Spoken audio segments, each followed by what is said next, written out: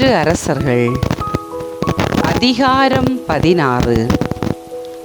பாசாவுக்கு எதிராக அனானியின் மகனான ஏகுவுக்கு ஆண்டவரின் வாக்கு உரைக்கப்பட்டது.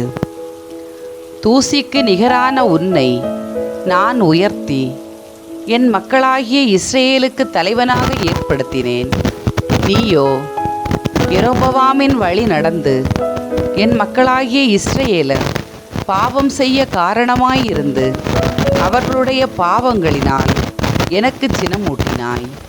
எனவே இதோ நான் பாசாவையும் அவன் வீட்டையும் முற்றிலும் அழிக்கப் போகிறேன்.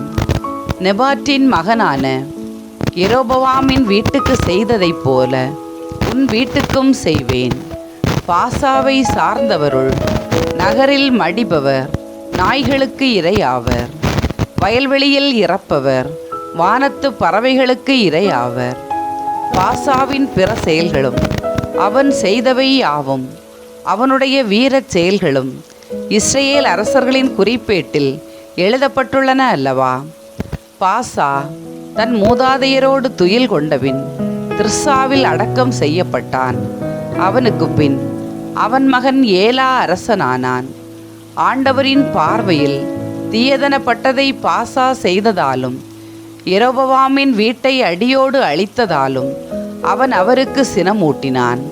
ஆகையால் அவர்களுக்கு நேர்ந்தது போலவே பாசாவுக்கும் அவன் குடும்பத்துக்கும் நேரும் என்று அனானியின் மகன் ஏகு என்ற இறைவாக்கினர் மூலம் ஆண்டவரின் வாக்கு உரைக்கப்பட்டது. இஸ்ரேல் அரசன் ஏலா. யூதாவின் அரசன் ஆசா ஆட்சியேற்ற 26ஆம் ஆண்டில் பாசாவின் மகனான ஏலா இஸ்ரேலின் அரசனாகி திர்சாவில் இருந்து கொண்டு ஈராண்டுகள் ஆட்சி செய்தான். அவனது தேர்ப்படையின் பாதிக்கு தலைவனாயிருந்த சிம்ரி என்ற அவனுடைய பணியாளன் அவனை ஒழித்துவிட சூழ்ச்சி செய்தான். திர்சாவில் அரண்மனை மேற்பார்வையாளன் அர்சாவின் வீட்டில் ஏலா குடிபோதையில் இருந்தபோது சிம்ரி உட்புகுந்து அவனை வெட்டி கொன்றுவிட்டு அவனுக்கு பதிலாக அரசனானான். இது யூதா அரசன் ஆசாவினது ஆட்சியின் 27ஆம் ஆண்டில் நிகழ்ந்தது. அவன் அரியணை ஏறி அரசாளத் தொடங்கியவுடன் பாசாவின் குடும்பத்தினர் அனைவரையும் கொன்றான். பாசாவின் உறவினர் நண்பர் ஆகியோருள் எந்த ஆணையும் அவன் விட்டு வைக்கவில்லை. இவ்வாறு இறைவாக்கினர் ஏகுவின் மூலம் ஆண்டவர் பாசாவுக்கு எதிராக உரைத்த வாக்கின்படி பாசாவின் குடும்பத்தினர் அனைவரையும் சிம்ரி ஒழித்து கட்டினான். பாசாவும் அவன் மகன் ஏலாவும் பல்வேறு பாவங்கள் செய்ததாலும் இஸ்ரேல் பாவம் செய்ய காரணமாயிருந்து சிலை வழிபாட்டினால் இஸ்ரேலின் கடவுளாகிய ஆண்டவருக்கு சினமூட்டியதாலும் இது நேர்ந்தது. ஏலாவின் பிற செயல்களும் அவன் செய்தவை யாவும் இஸ்ரேல் அரசர்களின் குறிப்பேட்டில் எழுதப்பட்டுள்ளன அல்லவா? இஸ்ரேல் அரசன் சிம்ரி. யூதாவின் அரசன் ஆசா ஆட்சியேற்ற 27ஆம் ஆண்டு சிம்ரி திர்சாவில் இருந்து கொண்டு 7 நாட்கள் அரசாண்டான். அப்போது படைவீரர் பெலிஸ்தியருக்கு சொந்தமான கிபத்தோனுக்கு எதிராக பாளையம் இறங்கியிருந்தனர். சிம்ரி சூழ்ச்சி செய்து அரசனை கொன்றுவிட்டான் என்பதை முற்றுகையிட்டு கொண்டிருந்த இஸ்ரேல் மக்கள் கேள்விப்பட்டு படை தலைவனாகிய ஓம்ரியை அன்றே பாளையத்திலிருந்து இஸ்ரேல் முழுவதற்கும் அரசராக்கினர். அப்போது ஓம்ரி கிபத்தோனிலிருந்து இஸ்ரேல் அனைவருடனும் சேர்ந்து புறப்பட்டு போய் தீர்சாவை முற்றுகையிட்டான். நகர் வீழ்ச்சியுற்றதைக் கண்டு சிம்ரி அரண்மனையின் உட்கோட்டைக்குள் புகுந்தான். அந்த அரண்மனைக்கு தீயிட்டு தானும் அதில் மாண்டான். ஏனெனில் அவன் ஆண்டவரின் பார்வையில் தீயதனப்பட்டதை செய்து யெரொபெயாமின் வழியில் நடந்து அவனைப் போலவே இஸ்ரேலர் பாவம் செய்ய காரணமாயிருந்தான். சிம்ரியின் பிற செயல்களும் அவன் செய்த சூழ்ச்சியும் இஸ்ரேல் அரசர்களின் குறிப்பேட்டில் எழுதப்பட்டுள்ளன அல்லவா? இஸ்ரேல் அரசன் ஓம்ரி. அப்போது இஸ்ரேலின் மக்கள் 2 பகுதியாக பிரிந்தனர். ஒரு பகுதியினர் கீனத்தின் மகன் திப்னியையும் மறு பகுதியினர் ஓம்ரியையும் அரசனாக்க முயன்றனர். கீனத்தின் மகன் திப்னியின் ஆட்களை விட ஓம்ரியின் ஆட்கள் வலிமை மிகுந்திருந்ததால் ஓம்ரி அரசனானான். திப்னி உயிரிழந்தான். ஓம்ரி அரசனாகி இஸ்ரேல் மீது 12 ஆண்டுகள் ஆட்சி செய்தான். முதல் 6 ஆண்டுகள் அவன் திர்சாவில் இருந்து கொண்டு அரசாண்டான். பின்னர் அவன் செமேர் என்பவனிடமிருந்து சமாரியா என்ற மலையை ஏறத்தாழ 80 கிலோ எடையுள்ள வெள்ளிக்கு வாங்கினான். அம்மலையின் மீது நகரொன்றை கட்டி முன்னாள் உரிமையாளனான சேமேரின் பெயரையொட்டி அந்நகருக்கு சமாரியா என்று பெயரிட்டான். ஓம்ரி ஆண்டவரின் பார்வையில் தீயதனப்பட்டதை செய்தான். அவன் தனக்கு முன்பிருந்த எல்லாரையும் விட மிகவும் தீயவனாயிருந்தான். அவன் நெபாட்டின் மகன் யெரொபெயாமின் எல்லா வழிகளிலும் நடந்து இஸ்ரேலர் பாவம் செய்ய காரணமாயிருந்து சிலை வழிபாட்டினால் இஸ்ரேலின் கடவுளாகிய ஆண்டவருக்கு சினமூட்டினான். ஓம்ரியின் பிற செயல்களும் அவனுடைய வீர செயல்களும் இஸ்ரேல் அரசர்களின் குறிப்பேட்டில் எழுதப்பட்டுள்ளன அல்லவா? ஓம்ரி தன் மூதாதையரோடு துயில் கொண்டு சமாரியாவில் அடக்கம் செய்யப்பட்டான். அவனுக்கு பின் அவன் மகன் ஆகாபு அரசனானான். யூதாவின் அரசன் ஆசா ஆட்சியேற்ற 38ஆம் ஆண்டில் ஓம்ரியின் மகன் ஆகாபு இஸ்ரேலை அரசாளத் தொடங்கினான். அவன் சமாரியாவில் இருந்து கொண்டு இஸ்ரேலின் மீது 22 ஆண்டுகள் ஆட்சி செலுத்தினான். ஓம்ரியின் மகன் ஆகாபு ஆண்டவரின் பார்வையில் தீயதனப்பட்டதை தனக்கு முன்னிருந்த எல்லாரையும் விட மிகுதியாய் செய்தான். நெபாட்டின் மகன் யெரொபெயாமின் வழிகளில் அவன் நடந்தது போதாதென்று சீதோனிய மன்னன் எத்பகாலின் மகள் இசபேலை மணந்து கொண்டு பாகால் தெய்வத்தை வணங்கி வழிபடலானான். மேலும் சமாரியாவில் பாகாலுக்கு ஒரு கோவில் கட்டி அத்தெய்வத்துக்கு ஒரு பலிபீடமும் எழுப்பினான்.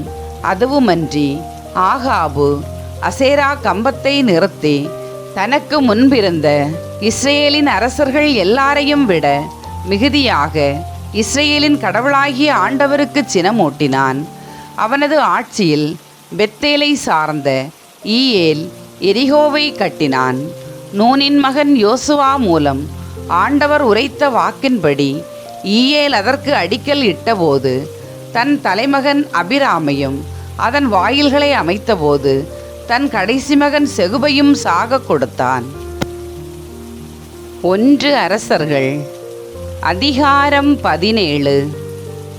எலியா காலத்து பஞ்சம்.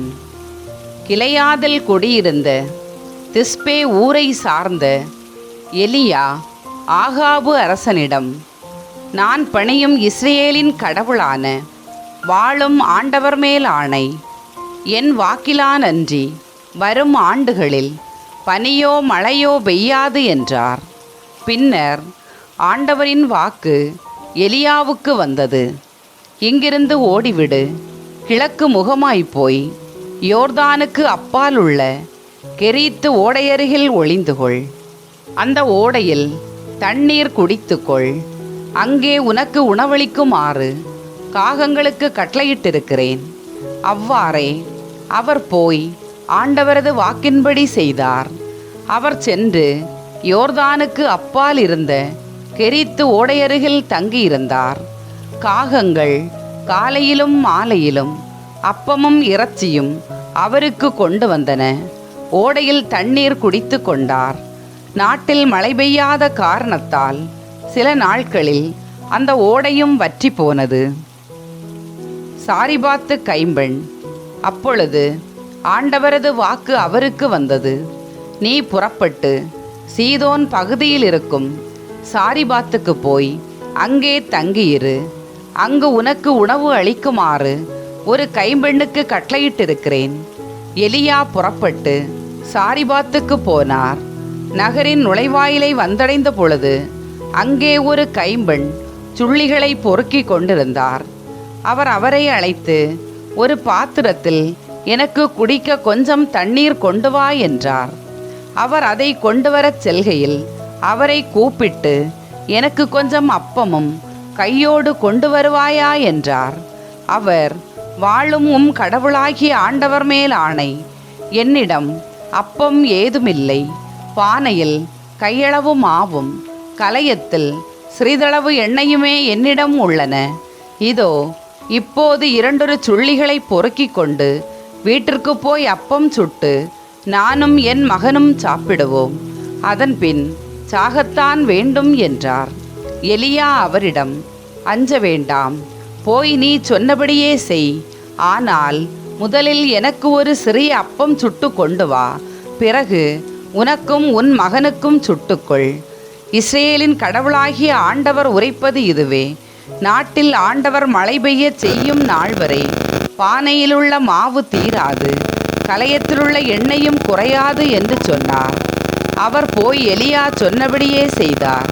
அவரும் அவருடைய மகனும் அவர் வீட்டாரும் பல நாள் சாப்பிட்டனர். எலியா வழியாக ஆண்டவர் உரைத்த வாக்கின்படி பானையிலிருந்து மாவு தீரவில்லை, கலயத்திலிருந்து எண்ணெயும் குறையவில்லை. இதற்கு பின் ஒரு நாள் வீட்டு தலைவியான அந்த பெண்ணின் மகன் நோயுற்றான். அவனது நோய் மிகவும் முற்றவே அவன் மூச்சு நின்றுவிட்டது. அவர் எலியாவிடம், கடவுளின் அடியவரே, ஏன் எனக்கு இப்படி செய்தீர்? என் பாவத்தை நினைவூட்டவும் என் மகனை சாகடிக்கவுமா நீர் வந்திருக்கிறீர் என்றார். எலியா அவரிடம், உன் மகனை என்னிடம் கொடு என்று சொல்லி அவனை அவர் மடியிலிருந்து எடுத்து தாம் தங்கியிருந்த மாடியறைக்கு தூக்கிச் சென்று தம் படுக்கையில் கிடத்தினார். அவர் ஆண்டவரை நோக்கி, என் கடவுளாகிய ஆண்டவரே, எனக்கு தங்க இடம் கொடுத்த கைம்பெண்ணின் மகனை சாகடித்து அவளை துன்புறுத்தலாமா என்று கதறினார். அவர் அந்த சிறுவன் மீது 3 முறை குப்புறப்படுத்து ஆண்டவரை நோக்கி, என் கடவுளாகிய ஆண்டவரே, இந்த சிறுவன் மீண்டும் உயிர் பெறச் செய்யும் என்று மன்றாடினார். ஆண்டவரும் எலியாவின் குரலுக்கு செவி கொடுத்தார். சிறுவனுக்கு மீண்டும் உயிர் திரும்பி வரவே அவன் பிழைத்து கொண்டான். எலியா சிறுவனை தூக்கி கொண்டு மாடி அறையிலிருந்து இறங்கி வீட்டுக்குள் வந்து, இதோ உன் மகன் உயிருடன் இருக்கிறான் என்று கூறி அவனை அவன் தாயிடம் ஒப்படைத்தார். அந்த பெண் எலியாவிடம், நீர் கடவுளின் அடியவர் என்றும் வாயிலிருந்து வரும் ஆண்டவரின் வாக்கு உண்மையானதென்றும் தெரிந்து கொண்டேன் என்றார். 1 அரசர்கள் அதிகாரம் 18. எலியாவும் பாகாலின் பொய் வாக்கினரும். பல நாட்களுக்கு பிறகு பஞ்சத்தின் 3ஆம் ஆண்டில் ஆண்டவர் எலியாவிடம், ஆகாபு உன்னை காணுமாறு போய் நில், நான் நாட்டில் மழை பெய்யச் செய்வேன் என்று கூறினார். அவ்வாறே எலியா தம்மை ஆகாபு காணுமாறு அவனிடம் சென்றார். அப்பொழுது சமாரியாவில் பஞ்சம் கடுமையாக இருந்தது. அரண்மனை கண்காணிப்பாளன் ஒபதியாவை ஆகாபு தன்னிடம் அழைத்தான். ஒபதியா ஆண்டவருக்கு மிகவும் அஞ்சி நடந்தவர். ஆண்டவரின் இறைவாக்கினரை இசபேல் அழிக்க முயன்றபோது அவர்களுள் 100 பேரை குகைக்கு 50ஆக மறைத்து வைத்திருந்து அவர்களுக்கு அப்பமும் தண்ணீரும் கொடுத்து வந்தார். ஆகாபு ஒபதியாவிடம், நாடெங்கும் சென்று எல்லா நீரூற்றுகளையும் நீரோடைகளையும் பார்ப்போம். ஒருவேளை குதிரைகளுக்கும் கழுதைகளுக்கும் உயிர் வாழ தேவையான புல் கிடைக்கலாம், நம்முடைய கால்நடைகளை இழக்க வேண்டியிராது என்றான். சுற்றி பார்ப்பதற்கென நாட்டை பிரித்து கொண்டபின் ஆகாபு ஒரு திசையை நோக்கிச் சென்றார், ஒபதியா மறுதிசையை நோக்கிச் சென்றார். போகும் வழியில் ஒபதியா திடீரென எலியாவை சந்தித்தார். அவர் அவரை அடையாளம் கண்டுகொண்டு தாழ்ந்து வணங்கி, நீர் என் தலைவர் எலியாதாமோ என்றார். அவர், ஆம், நான் தான். நீ உன் தலைவனிடம் சென்று எலியா வந்துள்ளார் என்று சொல் என்றார். அப்பொழுது ஒபதியா, நான் என்ன பாவம் செய்தேன்? அடியானாகிய என்னை ஆகாபு கொலை செய்யும்படி நீர் ஏன் அவனிடம் கையாள்கிறீர்? வாழும் கடவுளாகிய ஆண்டவர் மேல் ஆணை, என் தலைவன் உம்மை தேடி பிடிக்கும்படி ஆளனுப்பாத நாடோ பேரரசோ இல்லை. எந்த நாடோ அரசரோ உம்மை காணவில்லை என்று சொன்னால் உம்மை காணவில்லை என்று ஆணையிடச் செய்தான். ஆனால் நீரோ எலியா வந்துள்ளார் என என் தலைவனிடம் சொல்லச் சொல்கிறீர். நான் உம்மை விட்டு அகன்றவுடன் ஆண்டவரின் ஆவி உம்மை எனக்கு தெரியாமல் தூக்கி கொண்டு போய்விடலாம். ஆகாபிடம் சென்று நான் தெரிவிக்கையில் உம்மை அவன் காணவில்லை எனில் என்னை கொன்று விடுவான். உம் அடியானாகிய நான் இளமை முதல் ஆண்டவருக்கு அஞ்சி நடந்திருக்கின்றேன். ஆண்டவரின் இறைவாக்கினரை இசபேல் அழிக்க முயன்றபோது அவர்களில் 100 பேரை குகைக்கு 50ஆக மறைத்து வைத்து அவர்களுக்கு அப்பமும் தண்ணீரும் கொடுத்து வந்தது பற்றி நீர் கேள்விப்படவில்லையா? இப்படி இருக்க நான் என் தலைவனிடம் சென்று எலியா வந்துள்ளார் என்று சொல்லச் சொல்கிறீர், என்னை அவன் கொன்றுவிடுவான் என்றார். அப்பொழுது எலியா, நான் பணியும் படைகளின் ஆண்டவர் மேல் ஆணை, இன்று அவன் காணுமாறு அவன் முன் நிற்பேன் என்றார். ஒபதியா புறப்பட்டு ஆகாபை சந்தித்து இதை தெரிவித்தார். உடனே ஆகாபு எலியாவை சந்திக்கச் சென்றான். ஆகாபு எலியாவை கண்டதும், இஸ்ரவேலரிடையே கலகமூட்டுகிறவன் நீதானே என்றான். அதற்கு எலியா, இஸ்ரவேலரிடையே கலகமூட்டுகிறவன் நான் அல்ல, நீயும் உன் தந்தையின் வீட்டாரும் தான்.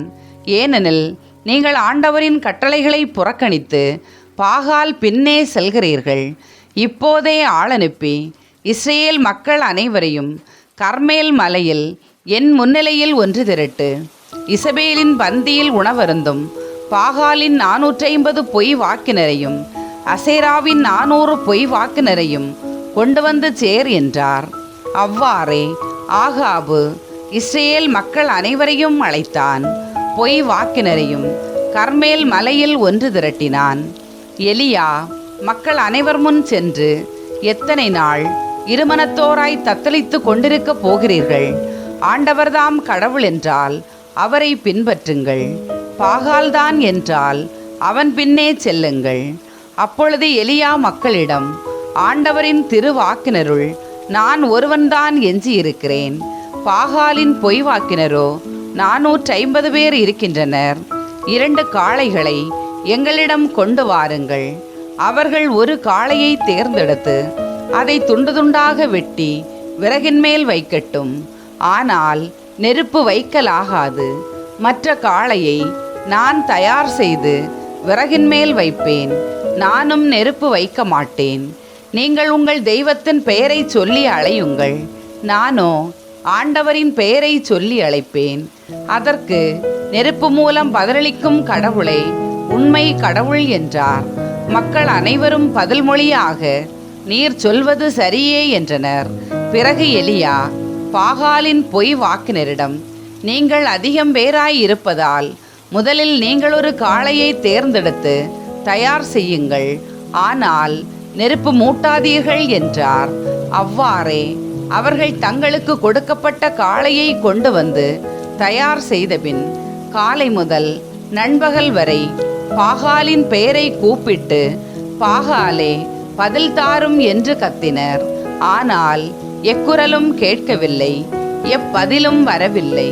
எனவே அவர்கள் தாங்கள் கட்டிய பலிபீடத்தை சுற்றி ஆடலாயினர். நண்பகல் ஆயிற்று. எலியா அவர்களை கேலி செய்து, இன்னும் உரத்த குரலில் கத்துங்கள், அவன் ஒரு தெய்வம். ஒருவேளை அவன் ஆழ்ந்த சிந்தனையில் இருக்கலாம், அல்லது ஒதுக்குப்புறம் போயிருக்கலாம், அல்லது பயணம் செய்து கொண்டிருக்கலாம், அல்லது தூங்கிக் கொண்டிருக்கலாம். அவன் விழித்தெழ வேண்டியிருக்கும் என்றார். எனவே அவர்கள் இன்னும் உரத்த குரலில் கத்தினர். தங்கள் வழக்கப்படி வாளினாலும் வேலினாலும் இரத்தம் கொட்டும் வரை தங்களையே கீறி கிழித்து கொண்டார்கள். பிற்பகல் ஆயிற்று. அவர்கள் மாலை பலி செலுத்தும் நேரம் வரை தொடர்ந்து உளறிக் கொண்டிருந்தார்கள். ஆயினும் எக்குரலும் கேட்கவில்லை, எப்பதிலும் வரவில்லை. கவனிப்பார் யாருமில்லை. அப்போது எலியா எல்லா மக்களையும் நோக்கி, என் அருகில் வாருங்கள் என்றார். மக்கள் அனைவரும் அவர் அருகில் வந்தனர். உடனே எலியா அங்கே இடிந்து கிடந்த ஆண்டவரது பலிபீடத்தை செப்பனிட்டார். உன் பெயர் இஸ்ரேல் என்று ஆண்டவர் யாக்கோபுக்கு உரைத்திருந்ததன் பொருட்டு அவர் வழிவந்த குலங்களின் எண்ணிக்கைப்படி எலியா 12 கற்களை எடுத்தார். அக்கற்களை கொண்டு ஆண்டவர் பெயரில் ஒரு பலிபீடத்தை கட்டி அப்பலிபீடத்தை சுற்றிலும் 2 உளவுகால் அகலம் உள்ள வாய்க்காலை வெட்டினார். அதன்பின் விறகு கட்டைகளை அடுக்கி காளையை துண்டு துண்டாக வெட்டி அவற்றின் மேல் வைத்தார். 4 குடங்கள் நிறைய தண்ணீர் கொண்டு வந்து எரிபலியின் மேலும் விறகு கட்டைகளின் மேலும் ஊற்றுங்கள் என்றார். அவர் 2ஆம் முறையும் செய்யுங்கள் என்றார்.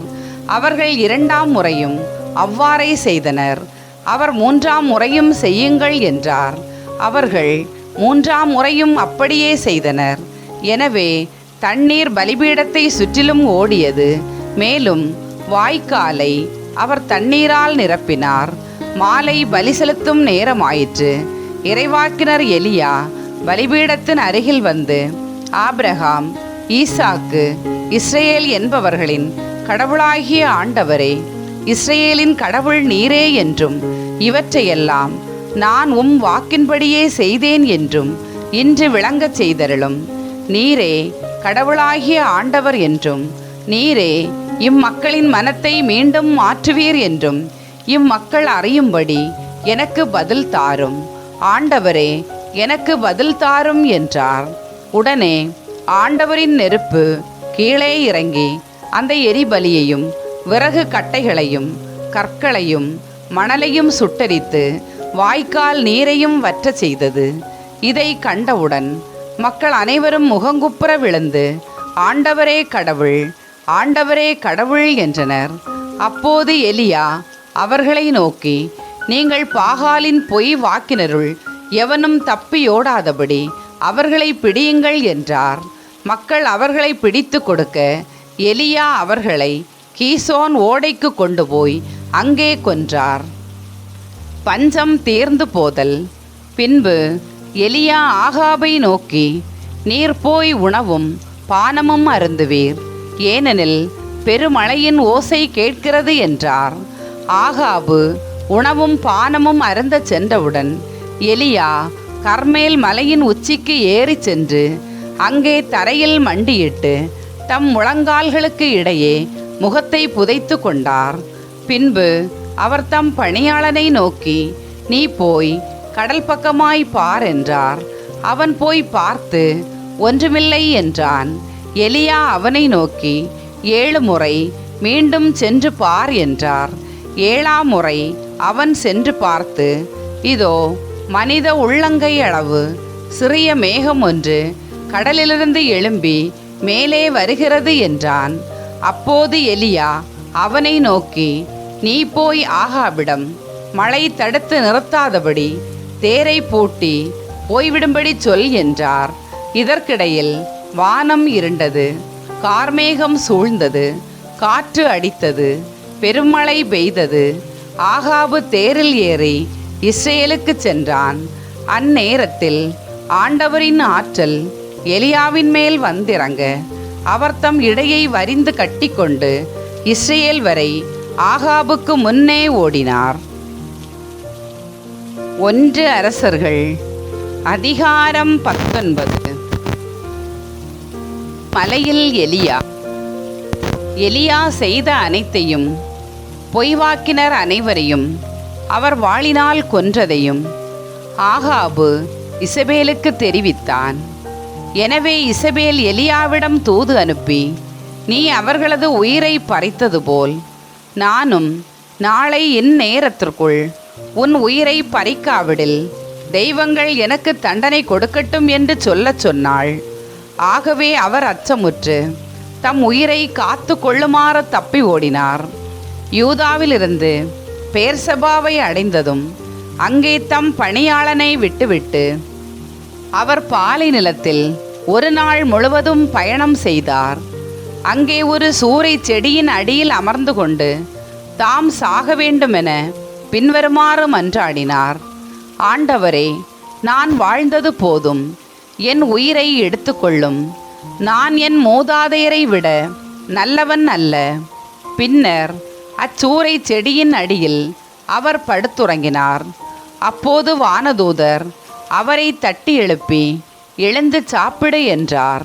அவர் கண்விழித்து பார்க்கையில், இதோ தணலில் சுட்ட ஒரு அப்பமும் ஒரு குவளையில் தண்ணீரும் தம் தலைமாட்டில் இருக்க கண்டார். அவற்றை அவர் உண்டு பருகியபின் திரும்பவும் படுத்து கொண்டார். அவரின் தூதர் இரண்டாம் முறை வந்து அவரை தட்டி எழுப்பி, எழுந்து சாப்பிடு, ஏனெனில் நீ நீண்ட பயணம் செய்ய வேண்டும் என்றார். அப்பொழுது அவர் எழுந்து உண்டு பருகினார். அவ்வுணவினால் வலிமையடைந்த அவர் 40 பகலும் 40 இரவும் நடந்து ஒரேபு என்ற கடவுளின் மலையை அடைந்தார். அவர் அங்கிருந்த குகைக்கு வந்து அதில் இரவை கழித்தார். அப்போது ஆண்டவரது வாக்கு அவருக்கு வந்தது. அவர், எலியா, நீ இங்கே என்ன செய்கிறாய் என்று வினவினார். அதற்கு அவர், படைகளின் கடவுளாகிய ஆண்டவர் மீது நான் பேரார்வம் கொண்டவனாய் இருந்து வருகிறேன். ஆனால் இஸ்ரேல் மக்கள் உமது உடன்படிக்கையை உதறிவிட்டனர், உம் பலிபீடங்களை தகர்த்து விட்டனர், உம் இறைவாக்கினரை வாளால் கொன்றுவிட்டனர். நான் ஒருவன் மட்டுமே எஞ்சியிருக்க என் உயிரையும் பறிக்க தேடுகின்றனர் என்றார். அப்போது ஆண்டவர், வெளியே வா, மலை மேல் என் திருமுகம் வந்து நில், இதோ ஆண்டவராகிய நான் கடந்து செல்லவிருக்கிறேன் என்றார். உடனே ஆண்டவர் திருமுன் பெரும் சுழற்காற்று எழுந்து மலைகளை பிளந்து பாறைகளை சிதறடித்தது. ஆனால் ஆண்டவர் அந்த காற்றில் இல்லை. காற்றுக்கு பின் நிலநடுக்கம் ஏற்பட்டது. நிலநடுக்கத்திலும் ஆண்டவர் இருக்கவில்லை. நிலநடுக்கத்திற்கு பின் தீ கிளம்பிற்று. தீயிலும் ஆண்டவர் இருக்கவில்லை. தீக்கு பின் அடக்கமான மெல்லிய ஒலி கேட்டது. அதை எலியா கேட்டவுடன் போர்வையினால் தம் முகத்தை மூடிக்கொண்டு வெளியே வந்து குகையின் வாயிலில் நின்றார். அப்பொழுது, எலியா, நீ இங்கே என்ன செய்கிறாய் என்று ஒரு குரல் கேட்டது. அதற்கு அவர், படைகளின் கடவுளாகிய ஆண்டவர் மீது நான் பேரார்வம் கொண்டவனாய் இருந்து வருகிறேன். ஆனால் இஸ்ரேல் மக்கள் உமது உடன்படிக்கையை உதறிவிட்டனர், உம் பலிபீடங்களை தகர்த்து விட்டனர், உம் இறைவாக்கினரை வாளால் கொன்றுவிட்டனர். நான் ஒருவன் மட்டுமே எஞ்சியிருக்க என் உயிரையும் பறிக்க தேடுகின்றனர் என்றார். அப்பொழுது ஆண்டவர் அவரிடம், நீ வந்த வழியே திரும்பி தமஸ்கு பாலிநிலம் நோக்கிச் செல். அவ்விடத்தை அடைந்தவுடன் அஸ்ஸாவேலை சிரியாவுக்கு மன்னனாக திருப்பொழிவு செய். நிம்சியின் மகன் ஏகூவை இஸ்ரேலுக்கு அரசனாக திருப்பொழிவு செய். ஆபேல் மெகோலாவை சார்ந்த சாபாற்றின் மகன் எலிசாவை உனக்கு பதிலாக இறைவாக்கினராக அருள்பொழிவு செய். ஆசாவேலின் வாளுக்கு தப்பினவனை ஏகூ கொல்லட்டும், ஏகூவின் வாளுக்கு தப்பினவனை எலிசா கொல்லட்டும். ஆயினும் பாகாலுக்கு மண்டியிடாமலும் அவனை முத்தி செய்யாதவர்களுமான 7000 பேரை மட்டும் நான் இஸ்ரேலில் விட்டு வைப்பேன் என்றார். எலிசாவின் அழைப்பு. எலியா அங்கிருந்து சென்று சாபாற்றின் மகன் எலிசாவை கண்டார். அப்பொழுது அவர் ஏர்பூட்டி உழுது கொண்டிருந்தார். அவருக்கு முன்னே 11 ஏர்கள் இருந்தன. 12ஆம் ஏரை தாமே ஓட்டி கொண்டிருந்தார். எலியா அவரிடம் சென்று தம் மேலாடையை அவர் மீது தூக்கி போட்டார். எலிசா அவரை கடந்து செல்கையில் விட்டுவிட்டு எலியாவிடம் ஓடி வந்து, நான் என் தாய் தந்தையிடம் விடைபெற்று வர அனுமதி தாரும், அதன்பின் உம்மை பின் செல்வேன் என்றார். அதற்கு அவர், சென்று வா, உனக்கு நான் செய்ய வேண்டியதை செய்துவிட்டேன் என்றார். எலிசா எலியாவை விட்டு திரும்பி வந்து ஏர் மாடுகளை பிடித்து அடித்து தாம் உழுத கலப்பைக்கு நெருப்பு மூட்டி அம்மாட்டு இறைச்சியை சமைத்து மக்களுக்கு பரிமாற அவர்களும் அதை உண்டனர். பின்பு அவர் புறப்பட்டு போய் எலியாவை பின்பற்றி அவருக்கு பணிவிடை செய்யலானார். 2 அரசர்கள் அதிகாரம் 20. சிரியாவுடன் போர். சிரியாவின் மன்னன் பெனதாது தன் படை முழுவதையும் திரட்டி கொண்டு 32 மன்னர்களோடு சேர்ந்து குதிரைகளோடும் தேர்களோடும் சமாரியாவை முற்றுகையிட்டு தாக்கினான். அப்போது நகருக்குள் இருந்த இஸ்ரேலின் அரசனான ஆகாபிடம் தூதனுப்பி பெனதாது கூறுவது இதுவே, உன் வெள்ளியும் பொன்னும் என்னுடையவை, உன் மனைவியரிலும் புதல்வியரிலும் சிறந்தவர் என் உடைமை ஆவர் என்று சொல்லச் சொன்னான். இஸ்ரேலின் அரசன், மன்னரே, என் தலைவரே, உமது வார்த்தையின்படி அடியேனும் என் உடைமைகள் யாவும் உம்முடையவே என்று பதிலளித்தான். அத்தூதர்கள் மீண்டும் வந்து, பெனதாது கூறுவது இதுவே, உன் வெள்ளியையும் பொன்னையும் உன் மனைவியரையும் புதல்வியரையும் என்னிடம் அளித்துவிடு என்று நான் முன்பே உனக்கு சொல்லி அனுப்பினேன். அவ்வாறே நாளை இந்நேரம் என் அலுவலரை உன்னிடம் அனுப்புவேன். அவர்கள் உன் அரண்மனையையும் உன் அதிகாரிகளின் மாளிகைகளையும் சோதித்து உன் பார்வையில் விலைமதிப்புள்ள அனைத்தையும் கைப்பற்றி எடுத்துச் செல்வார்கள் என்று சொன்னார்கள். அப்போது இஸ்ரேலின் அரசன் நாட்டின் பெரியோர்களையெல்லாம் அழைத்து, இவன் நமக்கு எதிராய் சூழ்ச்சி செய்யும் விதத்தை தெரிந்து கொள்ளுங்கள். பாருங்கள், இவன் என் மனைவியரையும் மைந்தரையும் என் வெள்ளியையும் பொன்னையும் கேட்டான். அவற்றை கொடுக்க நான் பிள்ளையே என்று கூறினான். அப்போது பெரியோர் அனைவருமே அவனை நோக்கி, நீர் அவனுக்கு செவி கொடுக்கவோ இணங்கவோ வேண்டாம் என்றனர். அவன் பெனதாதின் தூதரை நோக்கி, நீங்கள் அரசராகிய என் தலைவரிடம் சென்று நீரும் அடியவனாகிய என்னிடம் முதல் முறை சொல்லி அனுப்பியவாறு நான் யாவற்றையும் செய்து தருவேன். ஆனால் இம்முறை நீர் கேட்பவற்றை என்னால் தர முடியாது என்று தெரிவியுங்கள் என்றான். அத்தூதரும் திரும்பி சென்று இவ்வதிலை அவனுக்கு தெரிவித்தனர். பெனதாது மீண்டும், எனக்கடியில் உள்ள மக்கள் ஒவ்வொருவரும் கைக்கு ஒரு பிடி சமாரியாவின் புழுதியை அள்ளாமல் போனால் என் தெய்வங்கள் எனக்கு தகுந்த தண்டனை கொடுக்கட்டும் என்று சொல்லி அனுப்பினான். அதற்கு இஸ்ரேலின் அரசன் மறுமொழியாக, போர் கவசம் அணிந்தவுடன் போரில் வென்றவன் போல் பிதற்றக்கூடாது என்று அவனிடம் சொல் என்று பதிலளித்தான். மறுமொழி வந்து சேர்ந்த நேரத்தில் பெனதாது மற்ற மன்னர்களோடு மது அருந்தி கொண்டிருந்தான். அதை கேட்டு அவன் தன் அலுவலரை நோக்கி, போரிட தயாராகுங்கள் என்றான். அவர்களும் நகருக்கு எதிராக போரிட தயாராயினர். அப்பொழுது ஓர் இறைவாக்கினர் இஸ்ரேலின் அரசன் ஆகாபை அணுகி, ஆண்டவர் இவ்வாறு கூறுகின்றார், இந்த பெரும் படை முழுவதையும் பார்த்தாயா? நானே உன் ஆண்டவர் என்று நீ உணரும்படி இதோ இன்று அதை உன் கையில் ஒப்புவிக்கிறேன் என்றார்.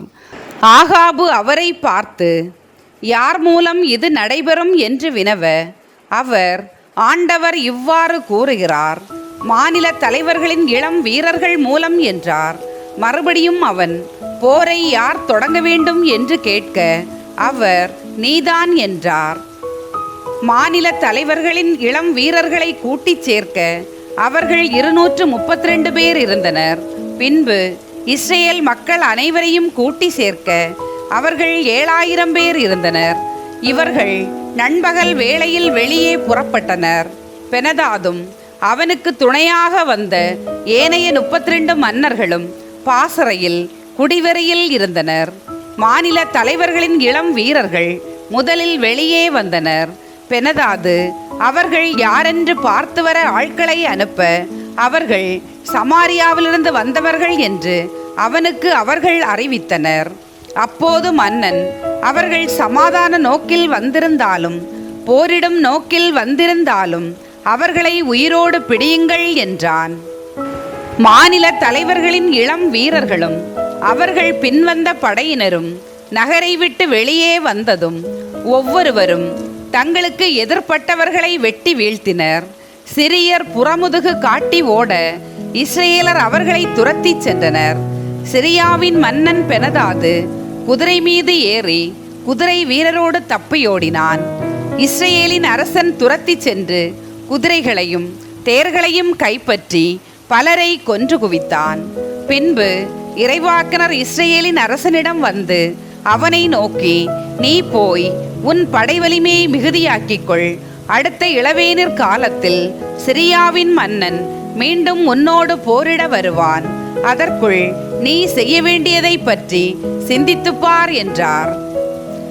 சிரியாவின் 2ஆம் படையெடுப்பு. மேலும் சிரியாவின் மன்னனுடைய அலுவலர் அவனிடம் கூறியது, இஸ்ரேலின் கடவுள், மலைகளின் கடவுள், எனவே அவர்கள் நம்மை விட வலிமை மிகுந்தவராயிருந்தனர். ஒருவேளை நாம் அவர்களோடு சமவெளியில் போரிட்டோமானால் அவர்களை விட நாமே வலிமை மிகுந்தவராயிருப்போம்.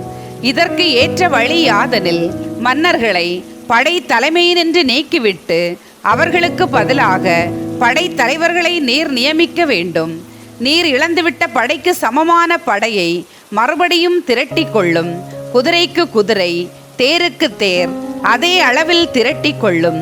சமவெளியில் அவர்களோடு போரிட்டால் நாமே அவர்களை விட வலிமை மிக்கவராய் இருப்போம் என்பது உறுதி என்றனர். அவனும் அவர்களது பேச்சை நம்பி அவ்வாறே செய்தான். இளவேனிற் காலம் வந்ததும் பெனதாது சிரியரை திரட்டி கொண்டு இஸ்ரேலரோடு போரிட அபேக்குக்கு வந்தான். இஸ்ரேல் மக்கள் ஒன்று திரண்டு வேண்டிய உணவோடு அவர்களுக்கு எதிராய் புறப்பட்டு சென்று பாளையம் இறங்கினர். அவர்களுக்கு முன் இவர்கள் இரு சிறு ஆட்டு மந்தைகளைப் போல் காணப்பட்டனர். சிரியரோ அங்குள்ள பகுதியையே நிரப்பிவிட்டனர்.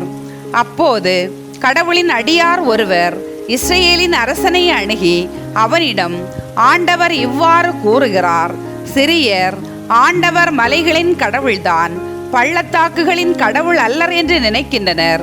எனவே இந்த பெரும் படை முழுவதையும் உன் கையில் ஒப்புவிப்பேன்.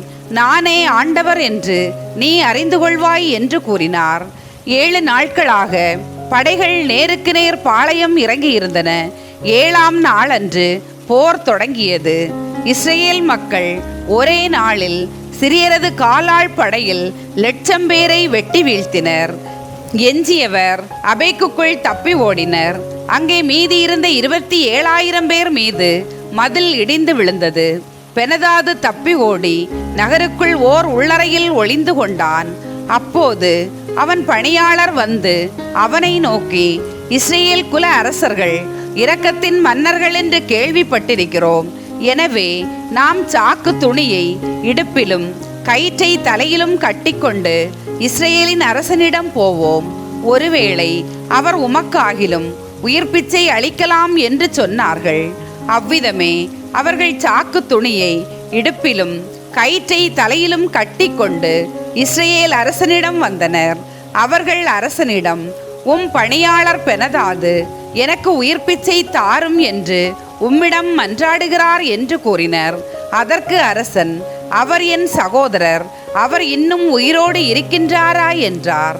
அந்த ஆட்கள் இச்சொற்களை நல்லதோர் அடையாளமாக எடுத்துக்கொண்டு அவன் சொற்களிலேயே உடனடியாக, ஆம், உம் சகோதரர் பெனதாது உயிரோடு இருக்கின்றார் என்று பதிலளித்தனர். அப்போது அவன், நீங்கள் போய் அவரை அழைத்து வாருங்கள் என்றான். பெனதாது அவனிடம் வந்ததும் ஆகாபு அவனை தேரில் ஏற்றி கொண்டான்.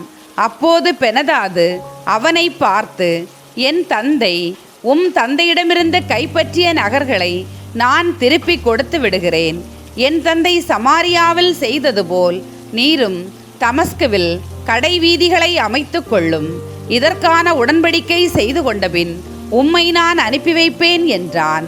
அப்படியே ஆகாபு அவனோடு உடன்படிக்கை செய்து கொண்டபின் அவனை அனுப்பி வைத்தான். ஆகாபு கண்டிக்கப்படுதல். இறைவாக்கினர் குழுவை சார்ந்த ஒருவர் ஆண்டவரின் வாக்குக்கிணங்க தம் தோழன் ஒருவனை நோக்கி, என்னை அடி என்றார். அவனோ அவரை அடிக்க மறுத்து விட்டான்.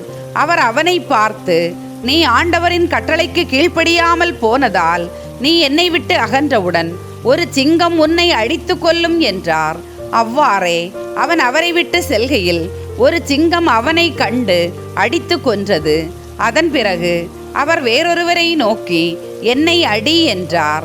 அம்மனிதனோ அவரை காயமுற அடித்தான். அவ்விறைவாக்கினர் அங்கிருந்து சென்று தம் கண்ணை கட்டிக்கொண்டு மாறுவேடத்தில் அரசனுக்காக வழியில் காத்திருந்தார். அவ்வழியே அரசன் வந்தபோது அவர் அரசனை அழைத்து, உம் அடியான் போர்க்களத்தினுள் நுழைந்தபோது ஒருவன் திரும்பி என்னிடம் ஓர் ஆளை கொண்டு வந்து, இம்மனிதனை காவல் செய், அவன் தப்பி ஓடினால் அவன் உயிருக்கு ஈடாக உன் உயிரையோ 40 கிலோ நிறையுள்ள வெள்ளியையோ கொடுக்க வேண்டும் என்றார். உம் அடியான் இங்குமங்கும் வேலையாய் இருந்தபோது அவனை காணவில்லை என்றார்.